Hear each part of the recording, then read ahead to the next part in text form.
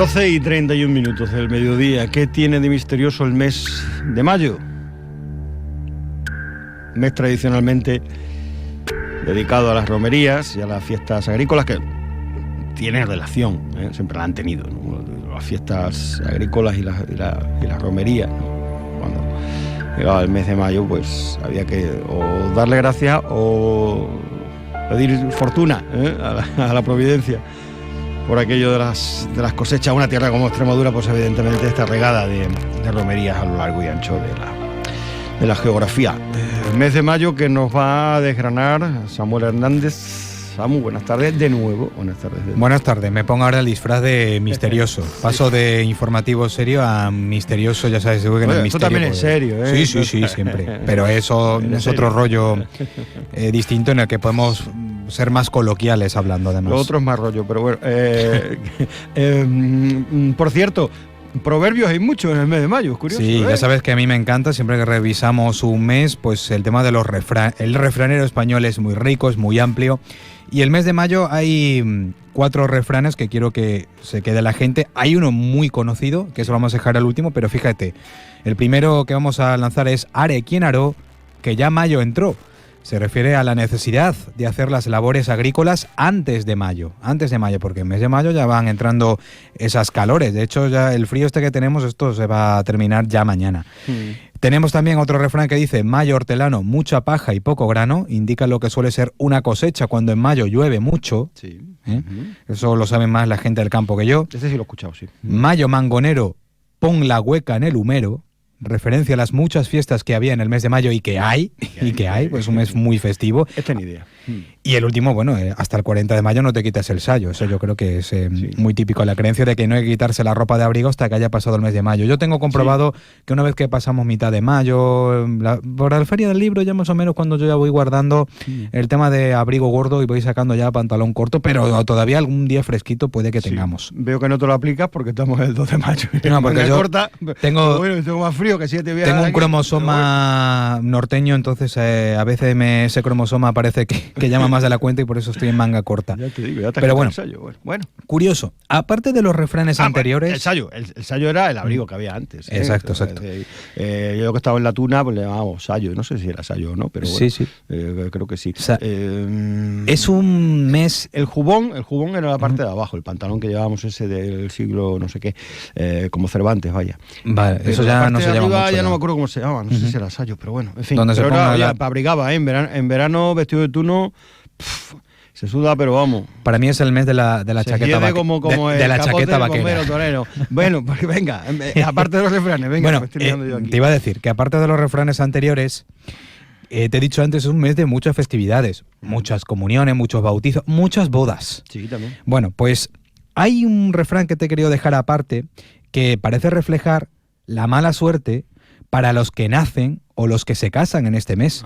Claro, esto es curioso, porque si es el mes en el cual se celebran más bodas, yo no tengo ninguna, pero hay amigos que dicen, tengo que ir a 2 o 3 bodas. Digo, madre mía, lo que se casa la gente este año. Sí, ¿no? Y la actividad social que se tiene. Sí, pues la gente que se casa en mayo, no sé si conocen una frase que dice, bodas en mayo, malas las llamo. Porque, bueno, en catalán es peor todavía. Los catalanes se ponen más en la tremenda y el refrán es más directo. Bodes mayals, bodes mortals. Esto es porque antiguamente se creía que el mes de mayo era un mes peligroso, porque en él las brujas tenían mayores poderes. Esto de las brujas puede ir con doble sentido. Tenían mayores poderes y el mal de ojo era más habitual y potente. ¿Cuándo actuaban las brujas con ese mal de ojo? Pues cuando tú piensas que te va a ir muy feliz en la vida, que es cuando te casas con tu prometido o tu prometida. Entonces hay que recordar, ¿te acuerdas cuando hablamos del mes de abril, de la noche de Walpurgis? Sí, que ya ha sido. Bueno, se ha celebrado el día 30 de abril, al 1 de mayo, semana, sí. Pero hoy también hay celebraciones. Como no estamos en Alemania, pues en Alemania se vive de una forma diferente. Te digo Alemania como muchos países del norte de Europa. Sí. Noche de devoción a las brujas y a lo satánico, pero hoy quería dejar esa pequeña pildorita dedicada al tema de las bodas, porque la mayoría de las parejas que se casan suelen realizar sus bodas en mayo. Ojo, Yo ahí lo dejo. Parece ser que antiguamente se creía que no era un mes propicio para casarse, ni para nacer. Pero bueno, eso es lo que dice el refranero. Bueno, vamos con mayo. ¿De dónde viene mayo? La palabra, el término. Mayo, ahora entraremos también un poco en detalle, que viene también es el nombre de un árbol, pero en cuanto a su etimología deriva de la palabra latina majorum, que significa mayores. Algunos atribuyen su nombre a Maia, la diosa de la fecundidad, la esposa de Vulcano y madre de Mercurio. Otros, en cambio, dicen que a Júpiter Maius, pero como bien dice Jesús Callejo en su libro Fiestas Sagradas, que he podido sacar un montón de información y me encanta este libro, lo estoy disfrutando muchísimo, por eso hemos podido traer este tipo de secciones, dice él que hay para todos los gustos en cuanto a la etimología. Pero en la Edad Media se asociaba el mes de mayo al mes de la Virgen, el mes de María, la Gran Madre Cristiana, la Flor de las Flores, esto como tentativa de la Iglesia en cristianizar las fiestas paganas. Por eso es un mes de muchas romerías. De hecho, se puede decir que el calendario de romerías realmente comienza ese mes de mayo. Sin ir más lejos, aquí en Extremadura tenemos una en pocos días, la de Botua. Claro, aunque es la copatrona de la ciudad, lógicamente. Y la de San Isidro es la semana que viene. Y la de San Isidro, suelen venir seguidas. El primer domingo de mayo es establecido para la romería de Botua, que es copatrona de la ciudad y que lógicamente se sigue celebrando muchísimo. Pero bueno, mediados del siglo pasado, por ahí más o menos, o quizás un poquito más adelante, era una romería que la verdad es que congregaba no solo a los habitantes de la ciudad de Badajoz, que iban en carromato, iban en carros, en desfile para allá, sino también a muchas menciones de la romería por una de nuestras grandes poetisas, Carolina Coronado, de nuestras grandes dramaturgas, que la mencionaba porque ella estuvo un tiempo viviendo en Boto y se enamoró del pueblo. Es una pedanía, pero es un pueblo que al final no deja de ser un pueblo que lleva de paso a Badajoz, pero tiene una enorme tradición con el tema de esta romería. Y luego la hermandad, que la verdad es que ciertamente los últimos años lo está haciendo muy bien, muy cuidadoso. Hombre, ya no es tanto un momento que había, digamos, mucho folclore, mucha feria, ¿no?, en torno a ello, sino que tienen sus actividades. Luego, por cierto, aquí en Más de Uno les desgranaré un poquito cuáles son las diferentes actividades, que son muchas y variadas, de la hermandad de Botua, para que ustedes tengan cumplida cuenta de este fin de semana, que a partir de del sábado por la mañana pues ya habrá actividades, entre ellas, por ejemplo, la famosa caminata que hace siempre Amigos de Badajoz, que sale a las 9 de la mañana y que este año tiene una particularidad, que se han invitado más asociaciones, con lo cual habrá más gente que haga esa caminata a partir de las 9 de la mañana desde Puerta Palmas. Irán andando, como han hecho siempre tradicionalmente, hasta la ermita de Botua.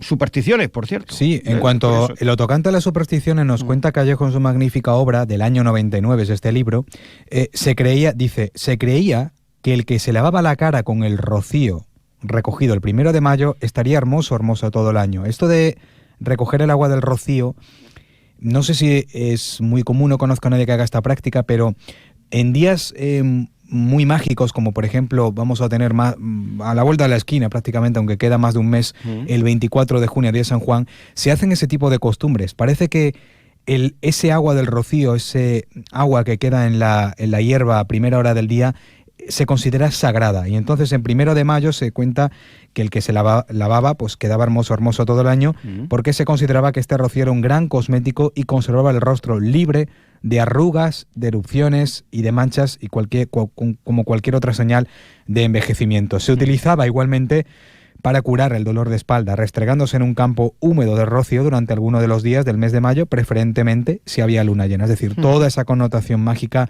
de la luna llena, del primer comienzo de un mes. Antes, pues había una gran tradición de que la magia, o en este caso el año, muchas veces en muchas culturas, que el año comienza cuando comienza el primer día de un mes. Eso sigue, y se sigue manteniendo. A mí ese tipo de tradiciones me gusta recordarlas, pero, por ejemplo, estamos a 2 de mayo, hemos pasado el 1 de mayo. Sí, el primer día festivo, ¿no? Sí, el día del trabajo. Lo cierto es que esta celebración que acabamos de pasar se remonta a una fecha tan temprana como el año 1889, cuando el movimiento socialista la proclamó en todo el mundo en honor de las víctimas de un comicio sindical en el Haymarket Square, situado en la ciudad de Chicago, el 1 de mayo de 1886. Nos dice lo que pasó realmente es que mientras los oradores hablaban a la muchedumbre allí congregada exigiendo la implantación de la jornada de trabajo de 8 horas, que es la que ahora tenemos mucho, y ahora incluso algunos políticos quieren reducirla, este tipo de jornada, pues estalló una bomba entre la policía. Fue el principio de choques y tumultos que ya concluirían trágicamente, y al final de esa jornada se contabilizaron 10 muertos entre trabajadores y fuerzas del orden. Curiosamente, este hecho ocurre en Estados Unidos, pero allí no se celebra el 1 de mayo como aquí, sino allí lo celebran el primer lunes de septiembre.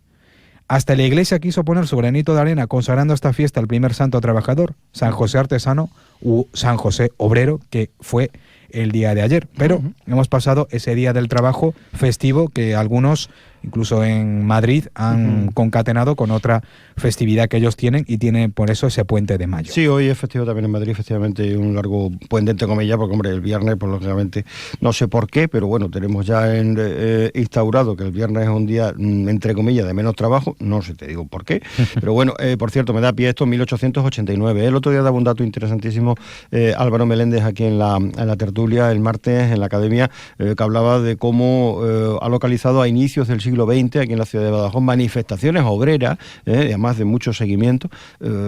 Esto, digo, porque ha pasado el día del trabajo, pasa un poco desapercibido, vivimos una sociedad a lo mejor que vamos todos un poquito más rápido y no reflexionamos tanto, aunque algunos se tienen 5 días reflexionando para decidir las cosas, pero bueno, eso serán los que pueden, porque el día del trabajo lo que da pie también un poco, el dato que ha dado Samuel es demoledor, en el sentido de que de 1889 comenzaba esta jornada. Es decir, los derechos que tenemos ahora como trabajadores, que somos la mayoría de los ciudadanos, pues no se han conseguido por obra y gracia de nadie, ni ha caído del cielo, sino que ha habido estas personas que han dado su vida, como acaba de decir, para que en la actualidad tengamos esos derechos que en otras partes de nuestro planeta desgraciadamente no se tienen. Ahí sigue el tema del trabajo infantil, que cuando empezaron en Occidente, cuando empezaron las fábricas, había trabajo infantil y se daba como normal, pues todo eso hubo que luchar mucho para acabarse. Así que el día del trabajo no es solo meterse un ratito con los sindicatos y ese tipo de cosas, sino que a lo mejor hay que pensar un poquito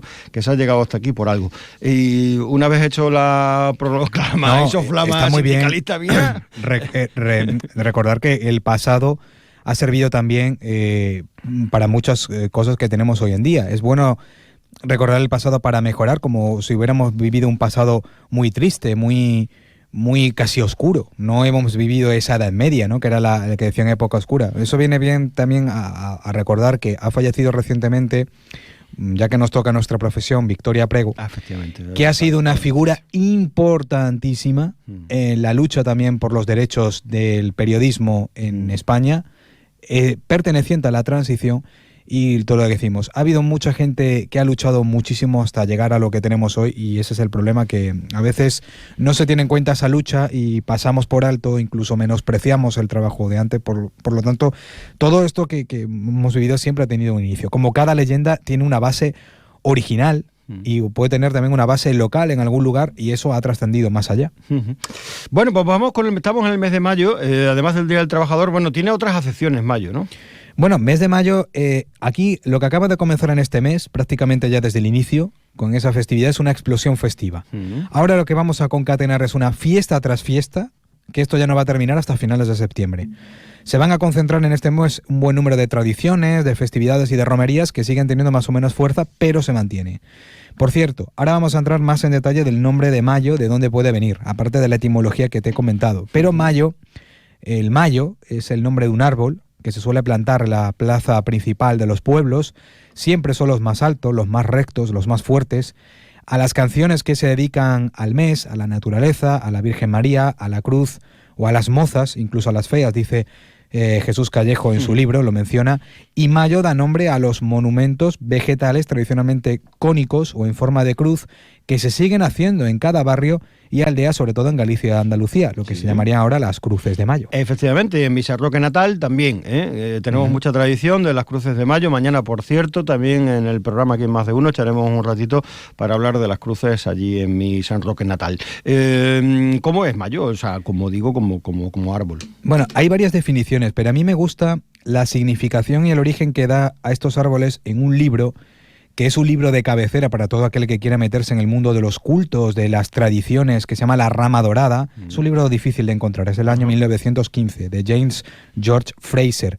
Pues dice que los antiguos cultos dendrolátricos y los primitivos ritos de fecundidad, la gente creía que aquellos eran morada de espíritus. Se refiere a la significación y el origen de estos árboles, del mayo. Pero con la llegada de la primavera iban al bosque y cortaban una rama o un árbol completo, luego lo llevaban al poblado en la confianza de que con la casa viniese su morador a habitar entre ellos, consiguiendo así su protección. Es decir, las ramas que se cortaban de este árbol se consideraban sagradas y se iban poniendo en las puertas de las casas para que viniera la buena bonanza. Entonces, como te digo, todo este rito, todo el mes del mayo, tiene que ver con el nombre de un árbol, porque muchos de los ritos que comienzan en este mes están relacionados con la agricultura, con la fecundidad de la tierra. Esto lo viene arrastrando prácticamente del mes anterior de abril, que comenzaba esta fiesta de las floralias, de las flores.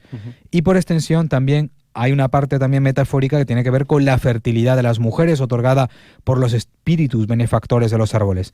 Se decía que la costumbre de muchos campesinos consistía en ir a un bosque cercano al inicio de la primavera, que ellos la consideraban entonces en mayo, o en otras fechas mágicas como tendremos posteriormente el 24 de junio, que da comienzo al verano, o el 24 de diciembre, que es cuando da prácticamente comienzo el invierno, talaban un árbol, lo llevaban al pueblo. Ese árbol solía ser alto y frondoso, y a partir de ese árbol se lo engalana con adornos para realizar alrededor de él fiestas llenas de colorido, de juegos y de música. Con ese árbol era frecuente que se descortezara, se untaba en jabón o manteca para hacer más difícil la escalada a aquellos mozos que buscaban el premio de su cima. Esto recuerda a la clásica cucaña, ¿verdad? Sí. Pues la cucaña es una de las festividades también que se realizan este mes. El mayo, ojo, también es considerado, tiene esa simbología, el árbol fálico, el falo siempre como dador de vida, lleno de savia, que trae al pueblo una nueva vitalidad.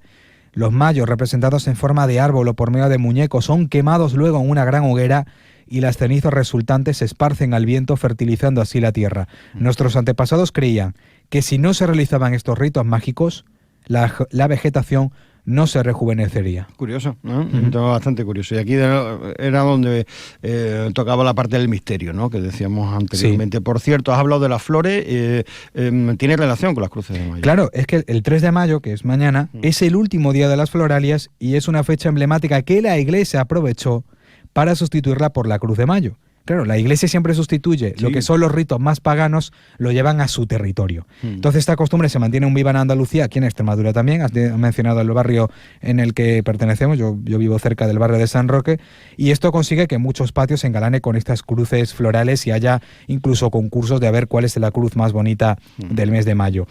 También coincide con una festividad celta muy conocida que es la Beltaine. Empezó el día 1 de mayo. Según la tradición irlandesa, es una fecha mágica en la cual algunas tradiciones hablan de que la gente menuda para los celtas eran las hadas y los elfos. Jesús Callejo tiene una trilogía de libros de hadas, elfos, druidas, muy bien contado, con historias de este estilo. Recomiendo muchísimo esa trilogía de libros, que lo que resulta con esta fiesta de la Beltaine es que lo que hacen la gente menuda es cambiar su hábitat boscoso a otro, se van mudando. Y esto se produce casi 6 meses, coincidiendo con la fiesta del Samaín, el 1 de noviembre. Recuerden, el Samaín, que coincide con el Halloween, en Todos los Santos, con este 1 de mayo. Un desplazamiento que, según la tradición, se desplazan a veces en el extremo opuesto del mundo. Por eso, nuestro querido gnomo, también nuestro David el gnomo, pues cada 6 meses el pobre se tenía que desplazar de una seta a otra, se mudaba, según la tradición, ¿no? Bueno, vamos con fiestas más cercanas a nosotros, en este caso relacionado pues el tema de las romerías, el Corpus y demás, ¿no? Sí, bueno, lo del Corpus, fíjate que hay una parte, no vamos a poder contarlo todo porque hay una parte que te dejaré para la semana que viene o la próxima, que hay una relación muy buena luego te menciono al final con la ciudad de Badajoz, además con una bicha también, con un monstruo, porque está relacionado con animales, con zoología mística. Pero lo que hay que tener claro, porque ahora vamos a mencionar también una romería muy importante, es que con las cruces de mayo comienzan las romerías en muchos puntos de la península ibérica. Sí.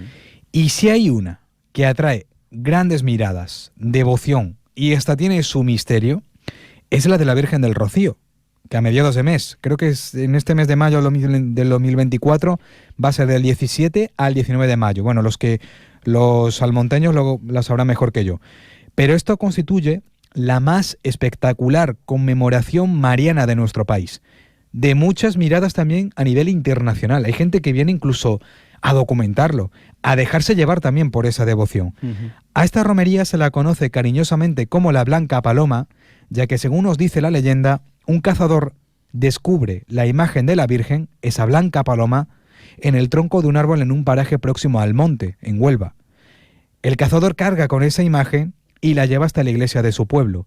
Pero a los pocos metros, este hombre, este cazador, dice la leyenda, empieza a sufrir una súbita fatiga, se adueña de él, no le queda más remedio que descansar a pesar de que la carga aparentemente no era tan gruesa, y entonces, cuando queda rendido por el sueño, por la dura caminata, el cazador se duerme, se despierta y comprueba que la imagen de la Virgen había desaparecido.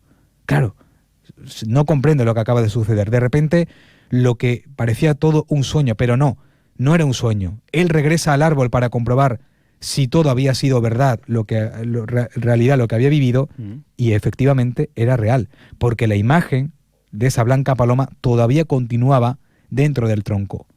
De esta forma, aquel relato fue interpretado por los habitantes del monte como un manifiesto deseo de que la Virgen, esa aparición mariana espectacular, se la venerara precisamente en ese mismo lugar.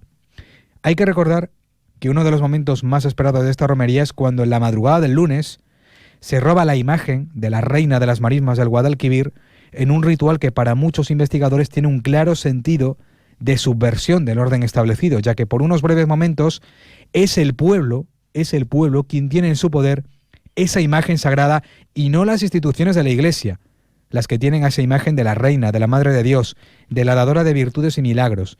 Y esto provoca que se produzcan esas escenas cercanas al ataque de histeria, la que se puede ver empujones, cuando se produce el salto a la reja, que nos quedamos un poco alucinados como, bueno, cuánta devoción hay. Es que la Virgen del Rocío allí se ve de una manera espectacular. Pero también, esto daría para mucho, pero yo quiero lanzarlo como mención, que tiene que ver con estos misterios de las romerías. La historia del santuario del Rocío se ubica precisamente en el Coto de Doñana, una de las reservas naturales más importantes del mundo, donde hay vestigios de la extinta y enigmática civilización tartésica y de sus cultos. Entonces todo esto es un enclave mágico. Curiosamente, donde ahora está el santuario, el actual del Rocío, antes había una antigua ermita musulmana, y como curiosidad final, esto para los que le gusten esas anomalías matemáticas de dónde están las ubicaciones, se dice que la distancia entre el Rocío y otro de los enclaves mágicos más emblemáticos de España, que es el monasterio del Escorial, es la misma distancia exactamente que hay entre el mismo Escorial y Santiago de Compostela. Estas son las cosas que cuando te las explican dices, ostras, pues sí es verdad. Yo no me he puesto a medirlo con un metro, pero me fío de lo que se ha contado siempre. Entonces cierto, esto... El Rocío, solo por confirmar, efectivamente, como decía, es del 17 al 19 de mayo, ¿eh? Sí. Del viernes. Ya te digo que es una de las más conocidas, incluso se hace incluso una mención. Yo sé que en un programa de esta casa, La Rosa de los Vientos, que le toca su programa los sábados y domingos, pues suelen dar en directo esa... porque se hace de la madrugada del domingo al lunes. Sí. Es que se produce, el salto de las rejas se produce en esa madrugada del domingo al lunes. Y es algo que incluso yo creo que las televisiones y radios de andaluzas se da en directo. Sí. Es decir, es una devoción grande lo que hay en la Virgen del Rocío, en esta blanca paloma. Ya si quieres, para concluir, decirte, esto vamos a dejar para otra sección porque ya no nos queda mucho tiempo. A finales del mes de mayo, concretamente es el día 30, penúltimo del mes, se conmemora el Corpus Christi, el cuerpo de Cristo, dicho de otro modo. Es la conmemoración de la última cena de Jesús con los apóstoles, cuando convierte el pan y el vino en su cuerpo y sangre. Tras hacerlo y dárselo a sus discípulos, es cuando pronuncia aquella tan famosa frase, «Haced esto en memoria mía». Pues al final se convirtió en una fiesta potenciada por la Contrarreforma como un modo explícito de contraatacar y combatir los efectos de la reforma protestante promovida por Lutero o sus supuestas herejías que dudaban y hasta negaban el milagro de la Eucaristía. Bueno, pues esta fiesta tenía una función apologética para reafirmar el significado ortodoxo de la transubstanciación, que es lo que produce la conversión total de una sustancia en otra, especialmente si hablamos de la Eucaristía, esa transformación del pan en carne y del vino en sangre. Es cierto que el Corpus Christi ha perdido mucha fuerza en muchas ciudades, en muchos pueblos se mantiene, si mal no recuerdo, creo que San Vicente de Alcántara mantiene esta fiesta muy viva, y creo que es a mediados de junio cuando le dan mucha fuerza a esta celebración.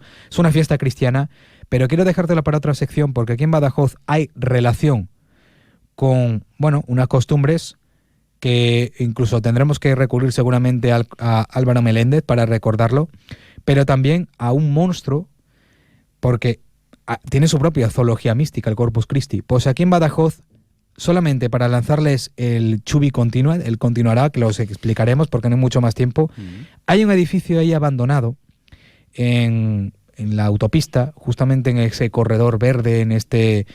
no el actual, me refiero al que está aledaño al río Ribillas, donde está el puente de la avenida Juan Sebastián Elcano. Hay un edificio ahí abandonado, no le damos importancia, es un edificio histórico, se llama el Molino de la Tarasca. Pues la Tarasca tiene relación con el Corpus Christi. La Tarasca es la historia, la leyenda de una especie de monstruo draconiano que Álvaro me lo dijo en un titular. Es que la Tarasca se concentra en un punto donde ha habido muchas muertes en Badajoz. Está en ese molino de la Tarasca, donde justamente confluyen el río Ribillas y el Calamón. Recordar que fue el punto crítico donde mucha gente murió en la riada del 97, y ahí anteriormente hablamos de siglos muy atrás, siglo XV, siglo XVI, nace la leyenda de la Tarasca, que venía de Francia, que esto se origina en Francia.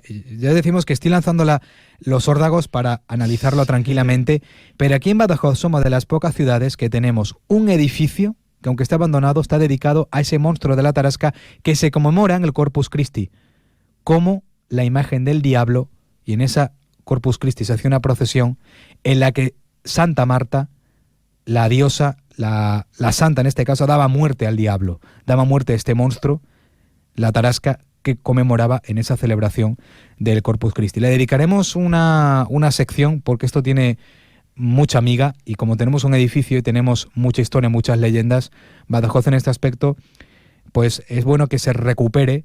Y no nos damos cuenta de que todo esto que estamos hablando, toda esta tradición, toda esta leyenda, es lo que hace rico la historia de una ciudad. Los cronistas este trabajo lo hacen mejor que yo en sus libros, mismamente lo que hace Álvaro Meléndez con sus historias singulares. Pero estas cosas luego, cuando se las cuenta la gente se queda alucinada. Esto obviamente está en Badajoz. Si esto fuera el Reino Unido, que ellos saben venderse mejor que nosotros, lo ha sabido explotar mejor, pues hubieran hecho hasta una película, una serie de Netflix. Pero como lo tenemos aquí en España, no os pueden imaginar la historia tan rica, la tradición o las leyendas, y esto es con lo que se conforman las bases de muchos pueblos, de muchas ciudades, y aquí en Badajoz vais a quedar alucinados porque la historia de la Tarasca tiene una importancia tremenda no solo en esta festividad, sino también en nuestra ciudad. Habrá que invitar a Álvaro, ¿no? Entonces, si no, para la siguiente. Bueno, él no es muy propicio a estar en otros medios, aparte de su tertulia y tal, pero sí que tendré que recurrir a él en cuanto a algunos datos y mencionar siempre la fuente, porque yo digo, los cronistas aquí en esta ciudad, el caso de Álvaro es uno, son muy importantes para recordar esas historias pasadas de las ciudades. Pues venga, chicos, a preparar el informativo. Gracias y hasta la próxima caverna. Gracias a ti, Zuris.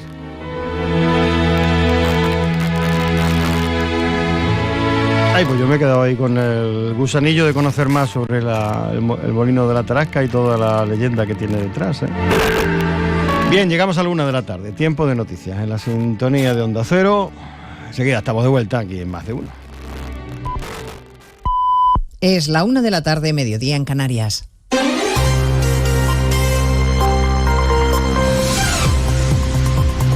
Noticias en Onda Cero.